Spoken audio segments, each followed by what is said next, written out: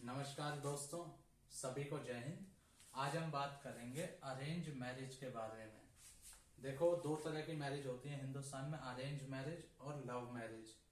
Arrange marriage का topic हमने इसलिए उठाया क्योंकि जहाँ पे लव मैरिज होती है वहां पे कुछ भी देखा नहीं जाता। फिर वो आदमी अमीर हो, गरीब हो, आपसे ज्यादा पढ़ा लिखा हो या कम पढ़ा लिखा हो, दूर हो, पास हो, काला हो, गोरा हो, वो तो लव मैरिज तो होनी ही है। आज हम बात करेंगे अरेंज मैरिज के बारे में कि अरेंज मैरिज के वक्त हमें कौन सी चीजें ध्यान में रखनी चाहिए। देखिए, अरेंज मैरिज में किसी भी लड़का या लड़की की दो चीजें हमें देखनी चाहिए। दो तरह की पर्सनैलिटी होती है किसी भी इंसान की। नंबर 1 है एजुकेशनल बैकग्राउंड और नंबर 2 जो देखने की बात है वो है वेल्थ। उसकी हैसियत कैसी है, उसके पास कितना पैसा है। ये दो चीजें जो मेन पॉइंट है ये हमें देखना चाहिए किसी भी अरेंज मैरिज में, किसी भी लड़के या लड़की की। अगर इसमें हमेशा फर्स्ट प्रायोरिटी देनी चाहिए एजुकेशन वाले बैकग्राउंड को और सेकंड प्रायोरिटी देनी चाहिए वेल्थ के बैकग्राउंड को। ऐसा क्यों, इसको समझ लेते हैं। देखिए, जो एजुकेशन का बैकग्राउंड है इसका मतलब आप अगर लड़के हैं तो लड़की आपके मुकाबले कितनी पढ़ी लिखी है या लड़का आपके मुकाबले कितना पढ़ा लिखा है, ये हो गया हमारा एजुकेशन का बैकग्राउंड। वेल्थ का जो बैकग्राउंड है उसे हम ऐसे देखते हैं कि हमारी जो भी हैसियत है, हमारे पास जितनी भी प्रॉपर्टी है, पैसा है, उसके मुकाबले सामने वाले जो लड़का या लड़की है उनकी क्या हैसियत है। ये दो तरह की हैसियत हमें अरेंज मैरिज में देखनी होती है। इसमें मैंने लिखा first priority education and second priority wealth.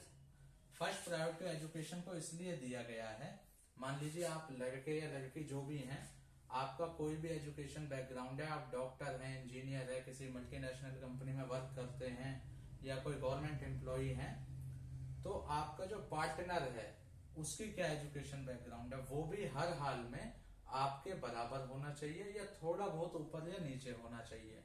ये नेसेसरी है। इस पे हमने 3 टिक लगाए हैं और फर्स्ट प्रायोरिटी लिखा है। सेकंड प्रायोरिटी लिखा है वेल्थ को।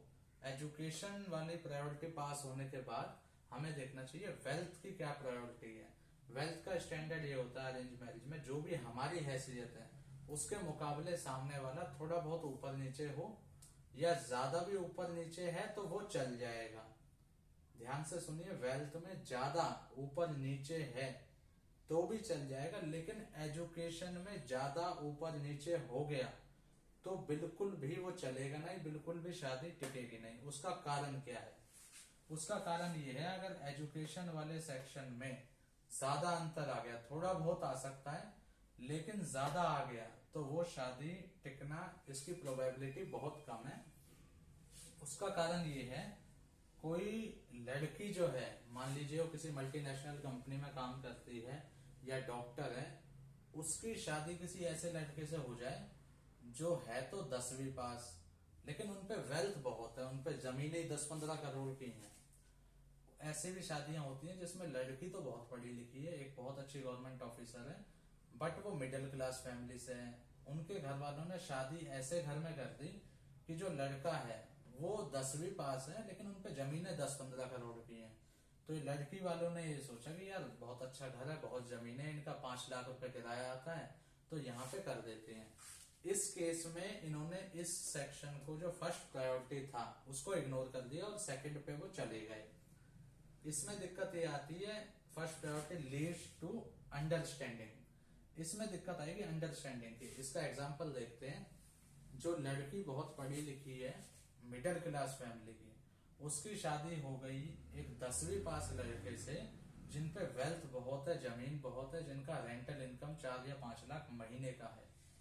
उसमें दिक्कत ये आती है, वो लड़की मान लीजिए मल्टीनेशनल कंपनी में रात को 8 बजे घर आ रही है।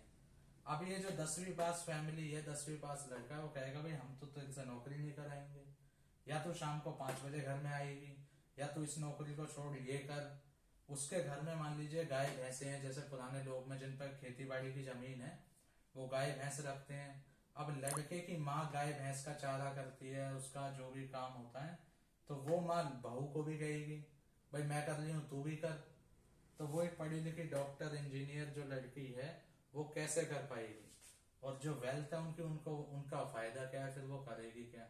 यही केस में अगर एजुकेशन में अगर लड़का भी बराबर का डॉक्टर, इंजीनियर या कुछ भी जैसा लड़की है वैसा ही अगर होगा तो चीजों की अंडरस्टैंडिंग होगी, वो चीजों को समझ पाएगा और साथ में कोऑपरेशन होगा कि अगर लड़की यहाँ पे जॉब करती है, इसके पास इतना समय बचता है तो ये घर के काम नहीं कर सकती या फिर कम करेगी। तो ये जो अंडरस्टैंडिंग है वो इस सेक्शन में नहीं मिलेगी। तो कभी भी अरेंज मैरिज किसी की भी हो तो उसमें हमेशा फर्स्ट प्रायोरिटी एजुकेशन को दीजिए, जिससे आपकी अंडरस्टैंडिंग अच्छी रहेगी। वेल्थ की प्रायोरिटी को भी ध्यान में रखना है, लेकिन वो हमेशा सेकंड प्रायोरिटी रखनी है। और सेकंड प्रायोरिटी इसलिए रखनी है क्योंकि जरूरी तो है, बट ये ऊपर नीचे होगी तो ज्यादा फर्क नहीं पड़ेगा। इसमें ज्यादा अंतर आ गया एजुकेशन वाले सेक्शन में तो अंडरस्टैंडिंग हो नहीं पाएगी और वो शादी ज्यादा लंबे समय तक टिक नहीं पाएगी। ये एक ऐसा सेक्शन था जो शायद यूट्यूब में आज तक नहीं होगा, तो इसलिए मैं खुद आया, इसमें मैंने बोर्ड भी लगाया। अगर ये आपको वीडियो अच्छी लगी हो तो इसको, चैनल को मेरे को लाइक करें, सब्सक्राइब करें और शेयर करें। आपका बहुत बहुत धन्यवाद। जय हिंद।